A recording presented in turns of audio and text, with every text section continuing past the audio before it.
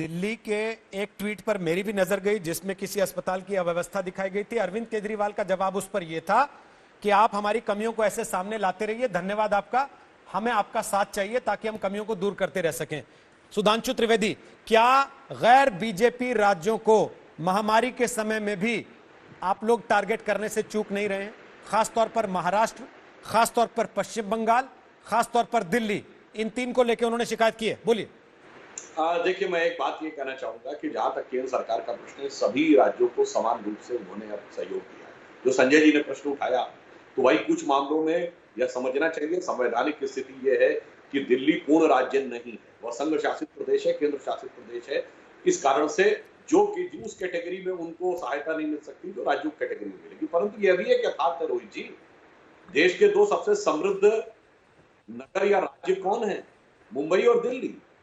सर्वाधिक sales tax कहां से आता है? मैं एक छोटी सी बात कहना चाहूंगा, जब आबकारी और शराब की दुकानें खुली और जो भीड़ आई, उसके बाद सारे टीवी चैनल्स ने राजस्व की आय दिखाई ना, तो इन जगहों से तो भारी राजस्व की प्राप्ति, सबसे बेहतर संसाधन, सबसे बेहतर रोड, रोड से लेकर बिजली की सुविधाएं, अन्य सुविधाएं, इंटरनेट की सुविधाएं इन्हीं जगहों पे हैं। तो मैं तो ये कहना चाहूंगा कि यह राज्य यदि अब प्रश्न उठाएं तो अपने आप में ज्यादा चिंताजनक लगता है। हाँ, उड़ीसा है, छत्तीसगढ़ है, अन्य राज्य जो पिछड़े राज्य हैं विकास की दृष्टि से, उनकी बात अलग है। हाँ, जहां तक आपने ममता जी की बात कही, वो अपने आप में एक विचित्र और अलग प्रकार का केस है। जो मुख्यमंत्री ओपनली ये कहे कि मैंने तो प्रधानमंत्री जी का फोन नहीं लिया, अब आप सोच सकते हैं कि उनसे किसी प्रकार के संवाद या सहृदयता की अपेक्षा की जा सकती है? उनका संवैधानिक व्यवस्था में विश्वास है क्या? उस पर तो मैं कहना चाहूंगा कि अरविंद केजरीवाल जी से हमारा सबसे भयानक मतभेद होता था, सबसे ज्यादा वाकयुद्ध है। परंतु इस कालखंड में उस ढंग के शब्दों का प्रयोग अरविंद केजरीवाल जी ने नहीं किया है जैसा ममता बनर्जी अन्य लोगों ने किया है। जहां तक उद्धव ठाकरे जी की बात है, तो मैं तो सिर्फ ये कहना चाहूंगा, हम तो किसी प्रकार की राजनीति नहीं कर रहे हैं रोहित जी। वहां पर राजनीति का पहला कदम कहां से शुरू माना गया? जहां से न्यूज आई शुरू हुई, जब शरद पवार जी महामहिम राज्यपाल से मिले जाके। ये तो हमने नहीं शुरू किया, राहुल गांधी जी ने कह दिया। नारायण राणे किस पार्टी में? गवर्नमेंट, जिन्होंने कहा कि राष्ट्रपति शासन लगा दो यहाँ पर, वो किस पार्टी में?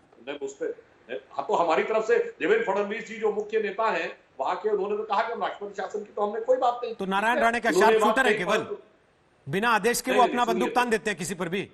देखिए, पार्टी की तरफ से ऑफिशियल लाइन वो है जो पार्टी के नेता बोलते हैं। दूसरी बात मैं ये भी कहना चाहूंगा, शरद पवार जी तो अपनी पार्टी के सबसे सर्वोच्च नेता है ना, राहुल गांधी जी सर्वोच्च नेता। उन्होंने कहा there is a difference between governing, taking decision and supporting, यानी उन्होंने कहा कि हम समर्थन कर रहे हैं जबकि वो सरकार के हिस्से है। तो जो स्टेटस राहुल गांधी जी का कांग्रेस में, शरद पवार जी का राष्ट्रवादी कांग्रेस में है, क्या वो नारायण राणे जी का आप मानते हैं भारतीय जनता पार्टी में? तो मैं तो कह रहा हूं, वहां जो कुछ शुरू हो रहा है वो तो उनके आंतरिक मतभेद के कारण शुरू हो रहा है, उसमें भाजपा का किसी प्रकार का कोई लेना देना नहीं। संजय सिंह, आपको लगता है लॉकडाउन की पूरी प्रक्रिया फेल हो गई जैसा राहुल गांधी ने कहा?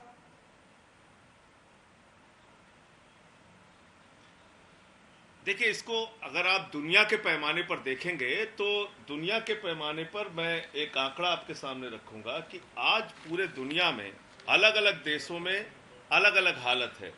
लेकिन अगर जांच के मामले में हम लोग अपने आप का अपना खुद से आकलन करेंगे तो उस पर शायद हम लोगों को एक बार फिर से विचार करने की जरूरत है।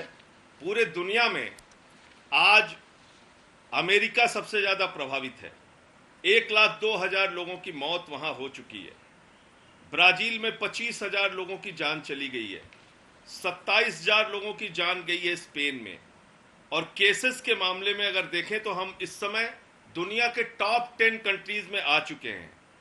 अगर हम दुनिया के 10 प्रमुख देशों में मौत का आंकड़ा देखें तो केसेस ज्यादा और मृत्यु कम। उसमें रसिया में 3,80,000 केस है, लेकिन वहां पे लोगों की जो मृत्यु हुई है वो 4,142। टर्की में 1,59,000 केसेस हैं और वहां पे जो मृत्यु हुई है लोगों की वो 4,431। दुनिया के टॉप के 10 देशों में आप देखेंगे कि 2 ऐसे देश हैं जहां पर केस हमसे ज्यादा हैं लेकिन मृत्यु भी हमसे कम है। बाकी देशों में केस हमसे ज्यादा है और मृत्यु हमसे कई गुना ज्यादा हुई है लोगों की वहां पे।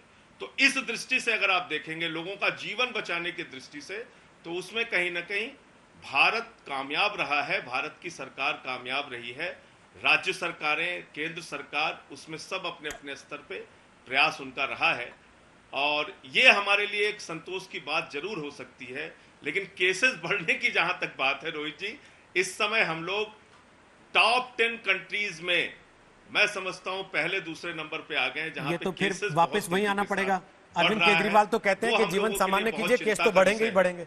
अब इसके साथ जीने की आदत डालिए। आप कह रहे हैं क्योंकि केसेस बढ़ गए इसका मतलब हमारा फेलियर है बहुत बड़ा। हाँ, ये बिल्कुल ठीक मैं कह रहा हूं, वो उन्होंने बिल्कुल सही कहा तो दोनों कि बातें कैसे आपको सही हो इस सकती हैं? कोरोना से बचने के जो नियम हैं उसका पालन करते हुए अब जिंदगी को आगे बढ़ाना पड़ेगा। लॉकडाउन कोई अंतहीन प्रक्रिया नहीं हो सकती, लॉकडाउन कोई अंतहीन समाधान नहीं हो सकता है। आपको जो लॉकडाउन के नियम हैं उसमें चाहे मास्क लगाना हो, चाहे सैनिटाइजर यूज करना हो, और वो चाहे सोशल डिस्टेंसिंग का पालन करना हो, इन नियमों का पालन करते हुए जिंदगी को आगे बढ़ाना होगा।